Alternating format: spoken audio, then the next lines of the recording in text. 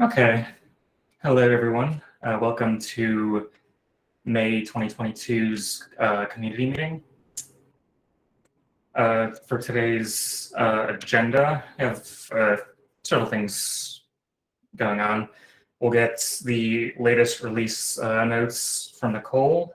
We have some updates on Design Kit from Marie. And we have several devs giving highlights from both the core repo and the React repo. And we'll wrap up before Q&A with some of the things we're working on with Matt. So first we have the PatternFly release updates. I believe Nicole will be giving an update on that. Yeah. So the only thing I'm going to say about this is throughout the rest of this meeting, we'll see some of the highlights from some of our most recent releases. So I'm not going to walk through the release notes. They're a little bit long, but I wanted to point everyone's attention to the fact that they are posted on the website and the links are in the slides. I'll post a link to the slide deck in the chat so people can access that as we go forward. But yeah, so yeah, there's a bit of reading, but if you want to take a peek and have any questions at the end of this meeting and we have time, this would be a great place to point out anything interesting you notice in those release notes if you have any questions. That's it. Awesome. So yeah, after that, we do have, I believe, a PatternFly Design Kit update with Marie. Yeah, hello everyone. I hope you can hear me well. So I would like to share some updates on our PatternFly design kit. The first thing is we've added a switch with the check mark in label. It wasn't possible before, and we updated colors when the switch is off and disabled. Then we've added the date picker range date component, so you can just select the whole component and use it. Then we updated table components. So from now, you can select the full row with all the features and just use it. Then I've added the dashboard with the dashboard to a template file. And the last thing about the symbol library is that we added the editable labels. And the last thing I have, and I want to mention here, that the PatternFly Figma library is coming soon, so please stay tuned. That's my update. Awesome, thank you for that. So after that, I believe we actually have some updates from our core devs looking at the agenda. I believe Matt Milting has a couple topics he will discuss if he's here. I do, yeah. Do you want me to share my screen or? Yeah, you can do that. Sure, I'll end my share. Okay. Let's see if Google will allow me to. Let's see.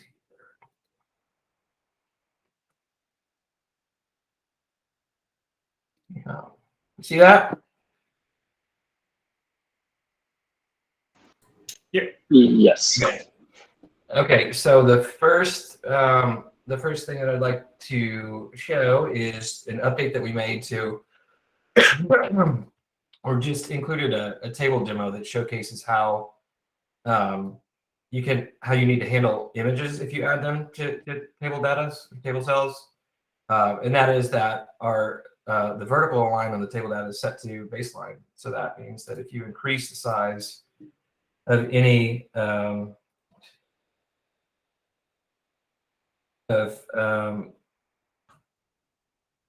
text inside of a cell, you're always going to have them align with the next cells next to them. So this can produce some unexpected results when you include a logo or an image. So this demo showcases how with the flex layout you can control that those settings. And then let's see here in the chip group, we have an issue where the chip groups were wrapping prematurely. And I'm sorry, I had to restart my computer just a second ago.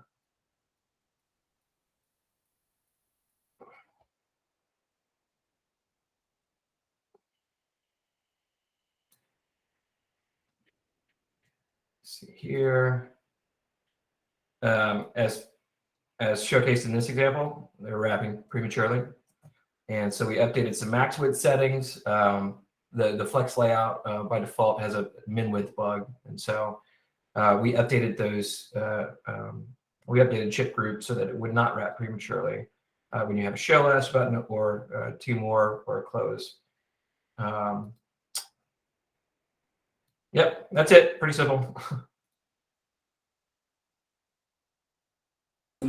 So thank you as well. And I believe Michael Cooker has a topic about dark theme charts to go over as well.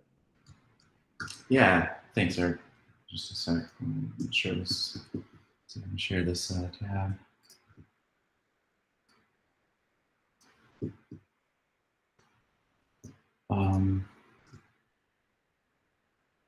Okay, yeah, so just exploring our dark theme concept a bit more and working toward this. We did some reworking of the way that charts deliver styles to be able to better theme them. So prior to this update, the charts under the hood use victory charts, and they pull in the actual values that we use as defined in some CSS custom properties. They pull in the value of those properties and apply them directly as inline styles to elements in the charts. So for like text color, these blues and borders and all this kind of stuff, there were RGB colors or hex values or hard, say, pixel sizes for various things and whatnot. And so that didn't go with our approach to theming. So in this last release, we pushed an update to the way that charts include styles.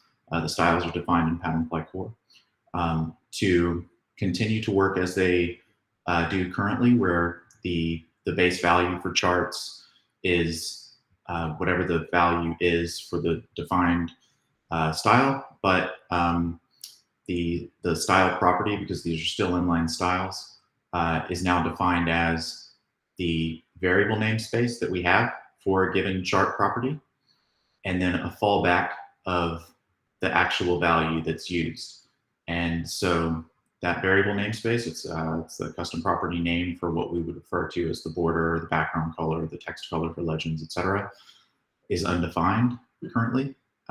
So that basically just keeps the existing setup working the way that it does. We're saying, hey, use this undefined variable primarily, but if it doesn't exist, which it doesn't by default, just fall back to whatever it did before. So everything should, be unchanged. But when you switch to dark theme, since that's a new thing, now we're going to take advantage of those variables. And so we set the variable for the legend color, the outline colors, the borders, the grids, and all that kind of fun stuff to be the colors that we want to present in dark theme. And so let's click through here and kind of just see what's going on with all this. And we're trying to match like the built-in tooltips, for example, that come with victory charts. We try to match our PatternFly charts. So all of these examples will show you kind of what we've got going on there. So that's pretty cool. And then also because the way the styles are defined from core and then how they're translated to React, it's never really been something that's all that useful for consumers to understand the core side, because it's not exposed to the user in any way. It's really just used internally. But now the variables that we have defined in core that are passed to these charts and their values are useful because you're expected potentially to define those variables. For customizations, you'll see it in the code now. You'll see new variable names pop up and it's like, what is that? And so we're currently working on an effort to add some documentation to the charts section, probably on the website under charts, that just talks about like where the styles come from, link to the style sheet, maybe why you might care that that exists or want to pull it into your repo to reference the variables that are defined, that sort of thing. So, and there's probably some really cool JavaScript stuff to talk about here too, but Dan Lebrecht had worked on that, and I believe he's on video, so maybe some other time. That's it.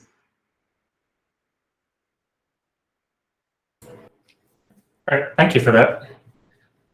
I believe that was all for core highlights, unless there were any last-minute core highlights anyone had.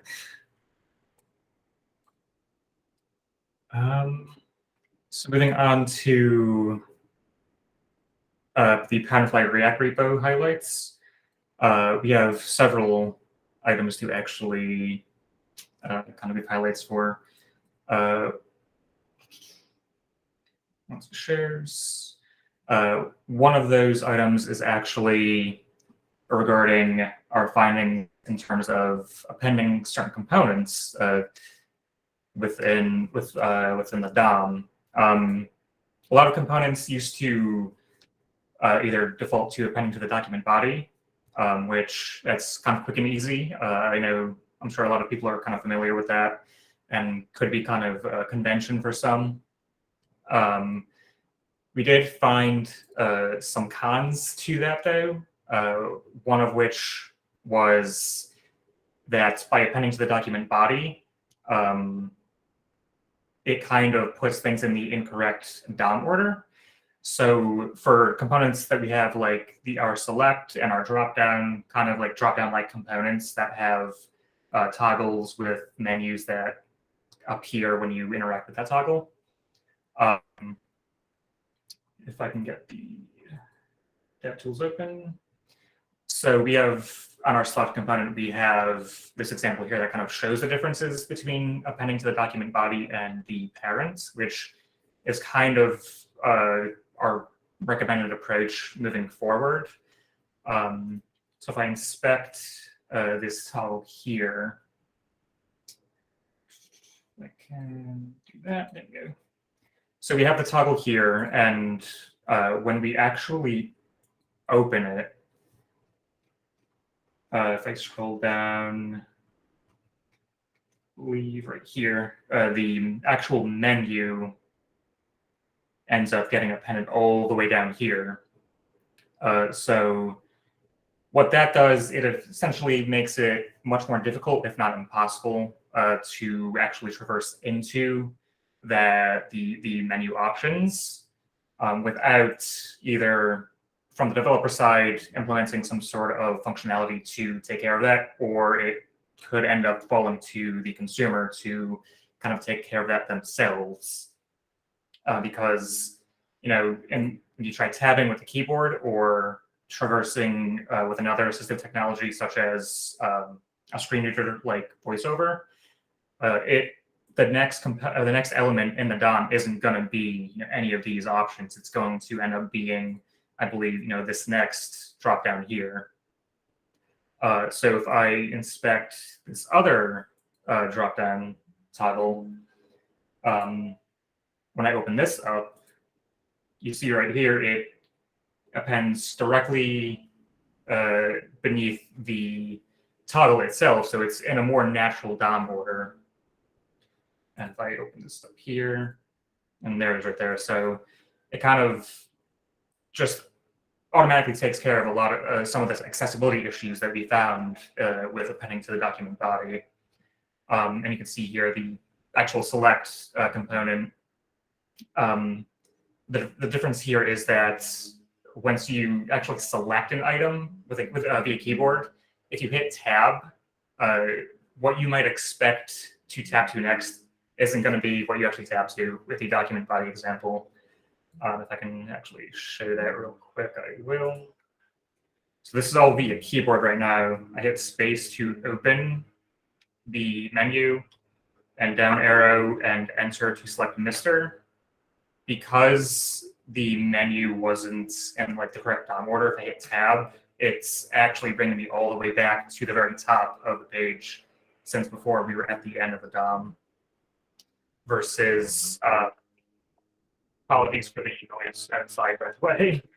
If I open and select the append parent example, hit tab, as you might expect, I get to the toggle JS code button. And I know one of the reasons for appending to the document body was to prevent scroll bars from appearing when like drop-down like components are in modals. And right here, you can see the code. Right now we have appending to the document body, and there's no scroll bar, which is nice. We all like that. There's no scroll bar in the modal I'm in. But if we just comment that out and append it to the parent, similar behavior, no scroll bar, looks nice, which I know that was a kind of, I believe, one of the reasons for appending the document body in the past.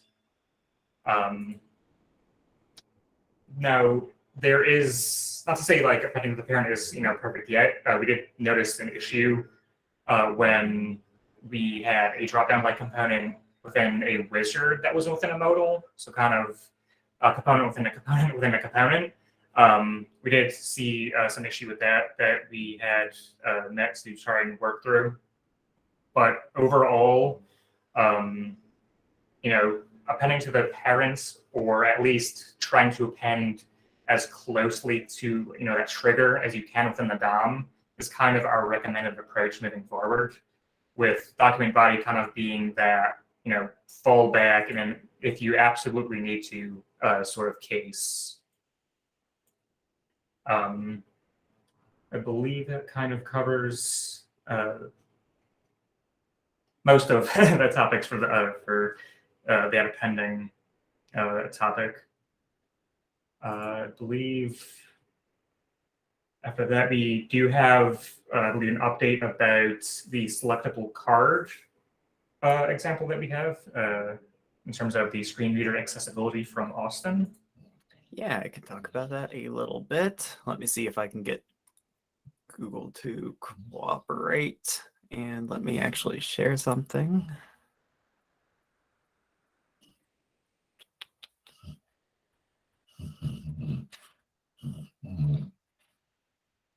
All right.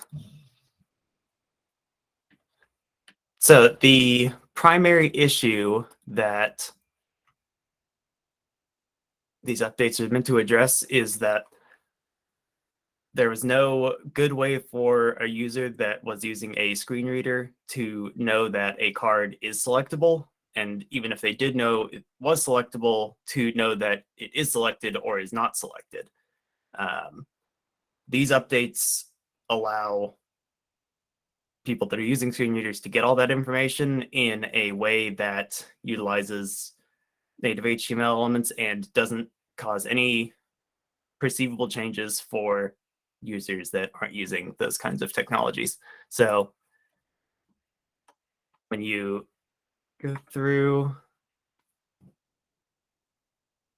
having a little bit of a problem. There we go. When you go through, there are no changes in how tabbing works. Everything still goes just from one element to the next, but there's actually input elements, and specifically checkboxes, that are hidden and only visible to screen reader users. That, oh, actually, sorry, there's actually a better example that I should show here, which I can also link to. It kind of details some of the how behind this, and just side by side what it looks like with this increased accessibility and what it looks like when you don't have it. So when I turn on screen reader, because I'm in a tab, you're not going to see the screen reader. That's unfortunate. Yeah, sorry about that. I don't think that I'm going to be able to share my window. Either way, when you navigate this using a screen reader, you actually will get feedback whenever you land on these checkboxes that you're on a checkbox, whether it's selected or not. And when you're not using a screen reader, like I said, you don't hit those items at all, even tabbing through. And so this increases that accessibility for screen reader users without changing the experience for non-screen reader users, and creates a equal experience for people that are using that technology.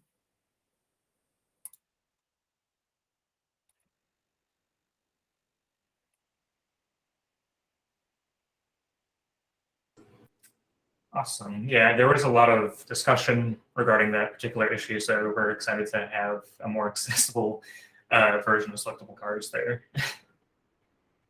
I believe next we have some updates from Jenny and her awesome work with updating our table demos. Awesome. Thank you, Eric. Cool. So I'm just going to share my screen and take this away. Let's see.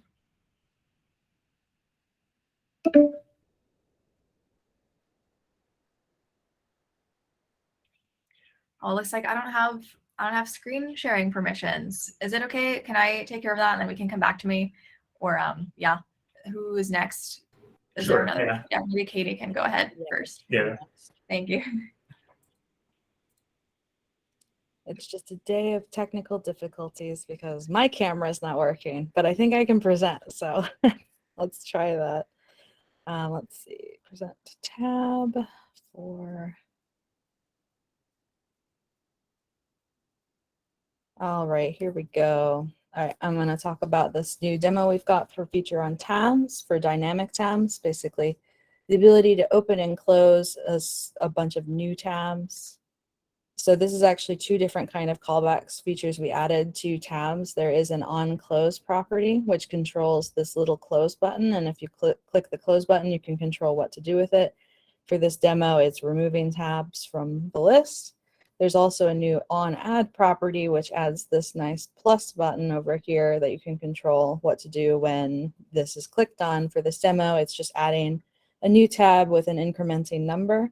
I've tested this locally, so you could actually have this little add button open like a modal if you wanted the user to customize what the tab name is before it gets added. So there's a couple of new properties for ARIA labeling to go along with that. So there's a close button ARIA label and an add button ARIA label just for accessibility. These have defaults, but you're free to customize them. The way this demo is also set up is if you are at a single tab left, you can choose to disable this close button. So if you click on it, nothing will happen. And there's no limit to how many you can add. This will also update when it goes across the overflow of the container to include scroll bars. So you can see now that I'm past that point, it'll also focus the new tab. And if you start closing these tabs, it will remove these scroll bars when it gets within the full container, so you can see all the tabs. And I think that's it.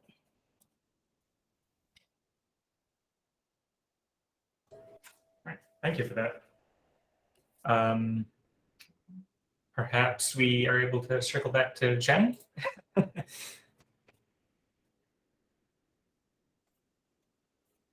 Sorry if I sped through that. If it's a permission issue, she might have dropped to give it permission. I know that kicked me out of meetings the last time I had that issue. Gotcha. Let me see. Yeah, it does look like she is out of the meeting at the moment. So Yeah.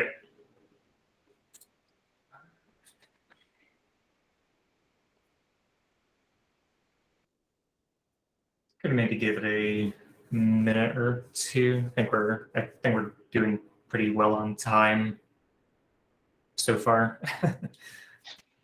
looks like Jenny is back, and I'm Okay. guessing scrambling to see if, oh, hey, oh, if it'll work. If it doesn't work doing your whole screen, Jenny, you might have better luck with a tab, just sharing a tab. Yeah, you shouldn't need like Chrome shouldn't be mad at you for sharing a tab. That's what I did for mine. I'm muted. Hey, okay. Yeah, let me give that a try.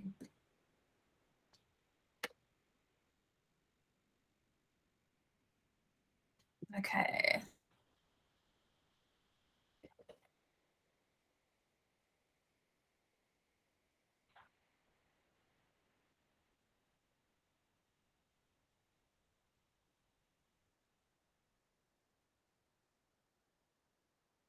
All right, you guys can see that okay?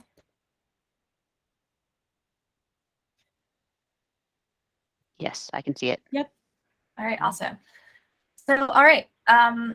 So yes, there's been a lot of work done in Tableland on getting the React demos to be fully aligned with the core demos. So there are a couple I'd like to show today. So this first one is for the sortable responsive. So here I have pulled up the React demo, and I can just show you guys. So this is now fully functional, and the data that you see here fully matches what we had in the core example.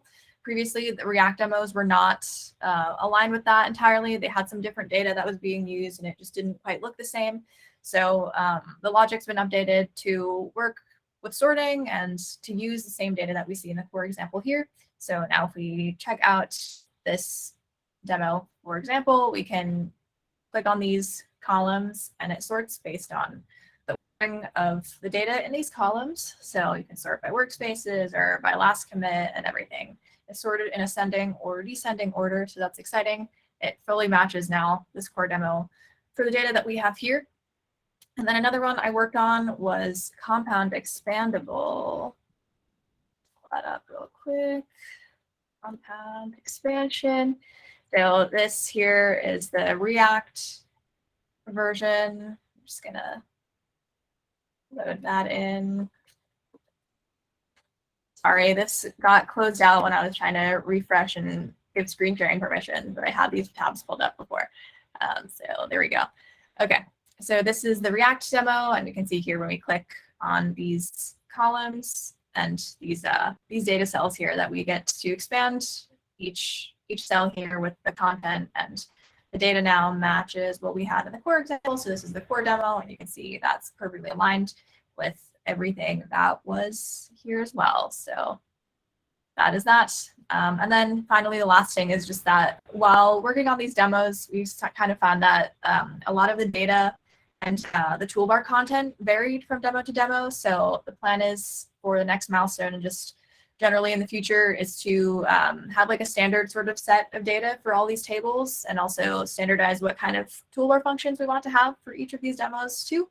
And work on that and sort of just have everything standardized, and yeah, just decide on what sort of functions and features we want to have in all of these demos. So that is coming up next. And yeah, that is about it for me. Let me stop sharing. And yeah. Awesome. Thank you.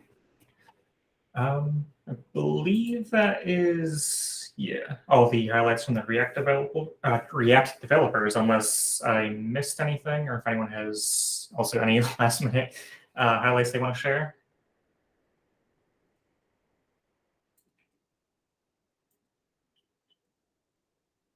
I believe the next, to almost wrap things up, is Matt with what we're working on.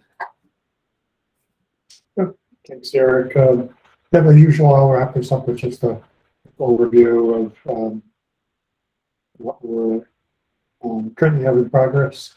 Let me share the screen out.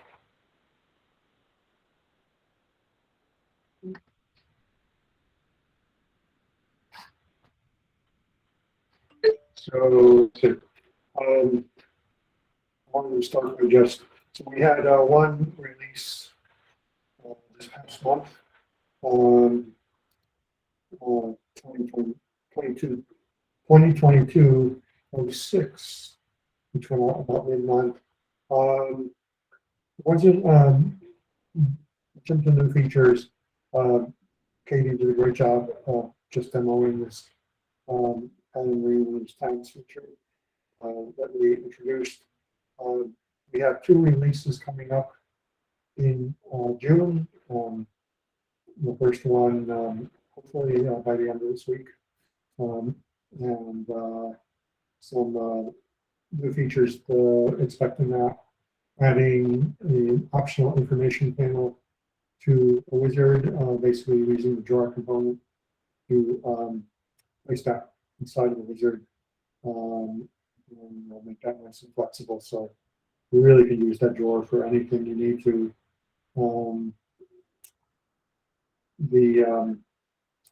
And also making an update to the expandable section component, such that the toggle in that component can be able to be any arbitrary non-interactive component.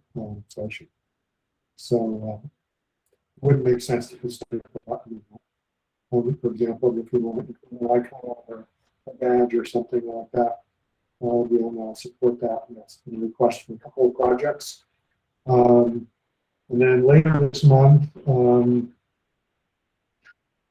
providing some enhancements to tree view to allow optionally allow for selection of parent nodes. So if we want to use a tree view more as like a browser, you can show, say, content on the right. This change will allow the tree to work that way. Also providing a dark variant of the search input menu and editable label groups. On the design side, some things we're currently working on. We've been doing some work behind the scenes on a visual refresh, which will be a new look and feel, which we currently don't have a date on availability for that yet, but probably sometime next year. Certainly not before that. But, the visual team's been starting to do some work there.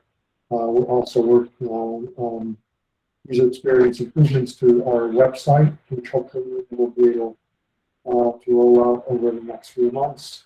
An exploration of chart color accessibility. Ethan Kim, the ACM team, has been leading that effort. And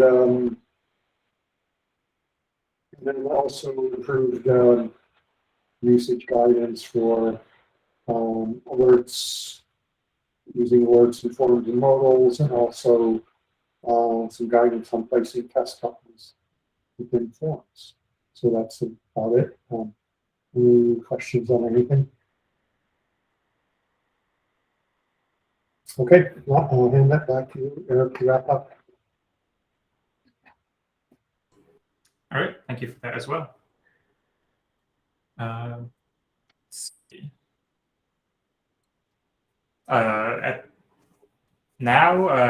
If anyone has like any general questions about any topics discussed, feel free to raise your hand or just kind of speak out. James.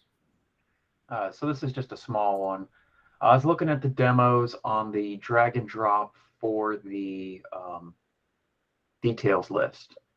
And when you implement it, a warning comes up and says use the drag and drop component versus the drag and drop that's part of that preview. When you go to the drag and drop component of PatternFly, it's marked as beta. So I was wondering what's the plan for drag and drop moving out of beta and going forward. I can field this one. Drag and drop is a component that's been on a little bit of an adventure, and it's still not quite landed where it's going to land long term. We did a lot of research and initially tried bringing it and making a completely in-house implementation, but even looking down the roadmap of what different components are going to be consuming drag and drop capabilities and the feature requests that were in the designs, it's pretty clear that what we have right now is not going to be able to handle all of those cases. So I'm in the middle of a reimplementation basically of the drag and drop component, and it will be utilizing some third-party libraries so that we're not in-housing all of the features and can be more easily keyboard accessible and screen reader accessible and all these fabulous features.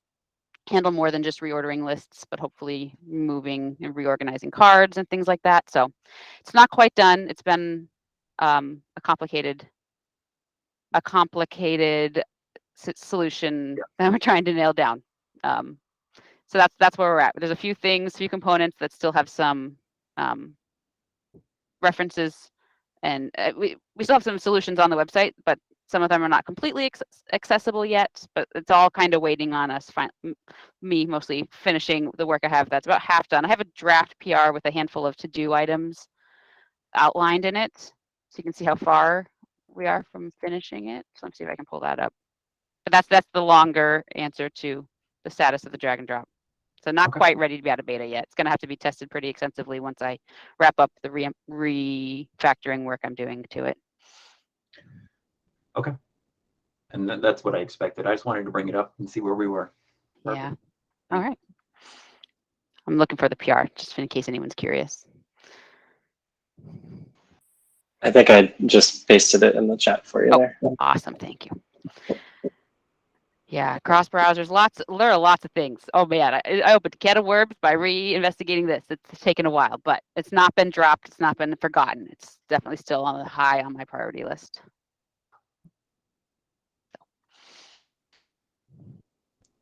If no one else has anything else, I'd like to bring up another thing.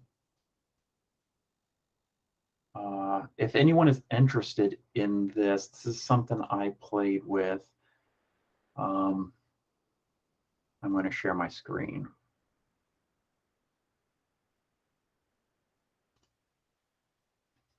Go ahead and take it.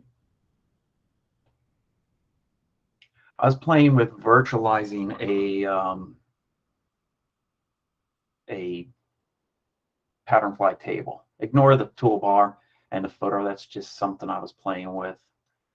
But the big part of this is I was wanting to do horizontal scrolling, and I know PatternFly added horizontal scrolling recently. There were a couple things I wanted to do more than that, and one of them was shadows on the scrolling. So I was playing with a class on top of the PatternFly table that added basically shadows to the columns and to the header. Now, it does require that you have some JavaScript to detect the scrolling state of the table. But if it does give you a nice visual indication that you can scroll down, you can scroll up, you can scroll to the right on this table. So if this is something anyone's interested in, it is a pain to get working right.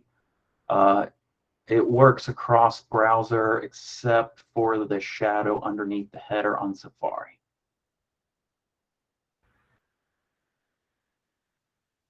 Hey, James, from a design perspective, I really like this. It is pretty consistent with how we want to use shadows, which is typically when you've got content going underneath other content. So I think it works well from a design perspective, at least. I don't want to speak towards development. Yeah. It's once you look at the solution isn't that scary or complex. It's just a pain to get right and get it cross-browser. So if anyone's interested, reach out to me and I can share what I have, and maybe PatternFly could adopt it if they're interested.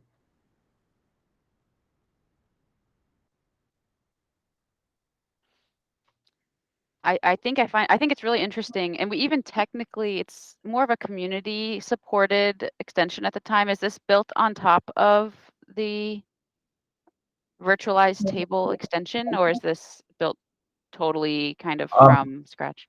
So this is a PatternFly table.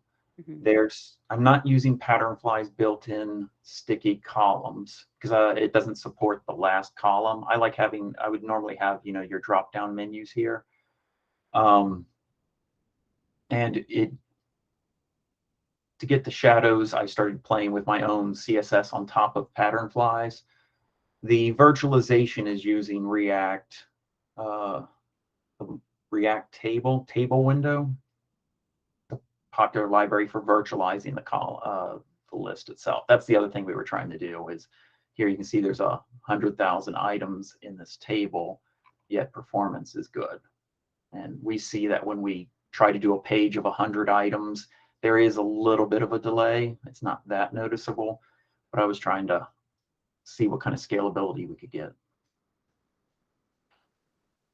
Yeah, I think this is something that a lot of, based on the kinds of questions we field, a lot of products might be very interested in looking at, and we might be worth talking about how it might pair well with our current virtualized table extension. I mean, yeah, extension.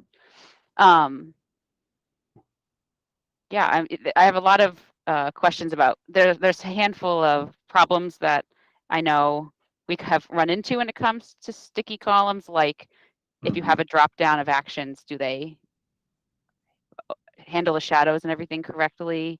There's Right. things like that. So I'm curious. I would love to look at it as well, actually. That's really all. We don't have to answer all the questions now, but.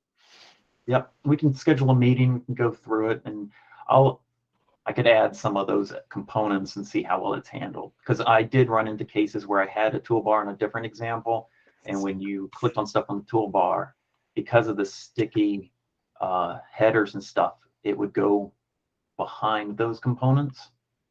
And so you have to start playing with z-index on everything and make sure that everything's rendered in the right order. Yeah. Looks like you do have some interest in the chat. I think someone was asking if there's a repo link or anywhere. I actually put this together Friday, so I haven't actually done anything with this. I would like to merge it into one of my repos, but I'd really prefer that we use straight PatternFly for everything and didn't, add any custom CSS to our stuff. And this does add a light layer of CSS for those shadows. So I can put up a repo, and then maybe bring it up at the next meeting here. That'd be cool. James, I was asking, well, I'm interested in this from a developer standpoint, from an implementation standpoint, because I always on the hunt for good virtualization for tables. Obviously, it's a hard solution to find, and I think the pain point, and it's worth looking at this with this implementation. The pain point for me was always trying to find a table that can both freeze columns and or rows and handle the virtual rendering and scrolling very well, because often when you both freeze columns and scroll, you start to see the lagging just because the HTML table does not handle very well performance at this level, and you start to see its limits. So I would look, after replacing the virtualization, I would look at these pain points first. So maybe just, as a point of view. Yep, that's exactly why I worked on this, because all about performance, and so. It looks great. Thank you. All right, so that's it for me. If anyone's interested, you can reach out to me on Slack, James Dalton.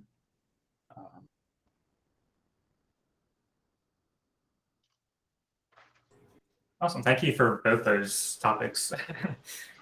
Definitely, yeah, the straight on the table definitely looked really nice. Did anyone else have any questions for this meeting? Yeah, I think I have maybe a small one. I can't remember who introduced the menuAppendTo that's now can be appended to a parent container. I was wondering, I understand that the current implementation may be somewhat rigid because it's a hard choice. You either append it to the body, or to the root, or to any chosen element. I was wondering, will there be offered more flexibility on this in the future? Because looking at the next year, I see on the CSS domain, I see toggle coming up, and I see container coming up, add container, which will allow much more flexibility to developers, to position their elements any which way they want to. Will this implementation become more flexible with time? In terms of the CSS, I would probably defer to maybe Michael Coker on that, if you want to speak in a moment. In regards to like flexibility outside of that, I believe we for the menuAppendTo, I believe we also offer, like, you can either append to the parent document body, or you can also do an HTML element that's within the DOM. In terms of like the CSS side, go ahead. Any elements? I believe so. I'm not sure if it's on every component. Nicole might have some insight on that as well. I believe we do offer that option for like an HTML element, like a query selector as well. All right, that's cool. That's probably the lack of my knowledge. I'll look into that in the code to see how it works. That's interesting. Thanks. Yeah, I mean, yeah, right now our recommendation is definitely like either parent, or you can use the like a query selector to kind of append, I guess, closely in the correct DOM order as possible. As new new things come out in CSS, definitely, or just like in general, recommendation could change. I'm not sure. Like I said, I'm not sure if Michael Coker might, or anyone else within core might have any insight into that. Yeah, I'm not sure. I mean, I think in general, if there's something that we can support and we see that being useful, or at least in a use case, we'll do whatever it is that we can to support it. It's hard to say whether what type of support that we could provide, but like if you have a use case or a request, it's always just great to file an issue. And I'm a big fan of allowing for features and flexibility within the CSS for things that are, especially if they're like hard coded in the component. Like say you've got some popper styles being applied by something or another. It's like, if we're able to introduce a CSS layer there that allows for, say, custom property override, similar to the charts work that I was describing, I'm all in favor of that. So you always have great ideas. So feel free when if you see something that you think would be an opportunity to add something cool. Issues, this meeting, office hours, that kind of stuff. Would love to work on everything. Yeah, sure thing. Okay, and I was actually thinking, I was relating this to the changes in the theme, because obviously they start to offer a similar level in flexibility to the user. Like, take these variables, you can set default to a default, even though the implementation, as you said, is just put it as an inline style, but it offers much flexibility to the user. So it goes for similar lines, I guess. Okay, thank you for that. I'll see. I guess if we have use cases, we'll go there. Cool. Thank you. Thank you for the question. Anyone else with any questions?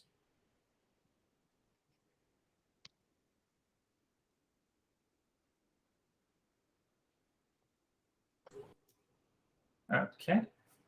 Looks like we have about 8 minutes left, so we made some good time. Share my screen one last time.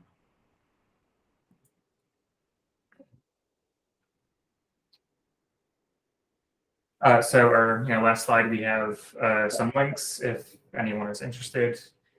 We have the link to the PatternFly mailing list, as well as the PatternFly community calendar. And if you'd like to reach out, I also have Nicole's email there. She's the community meeting coordinator.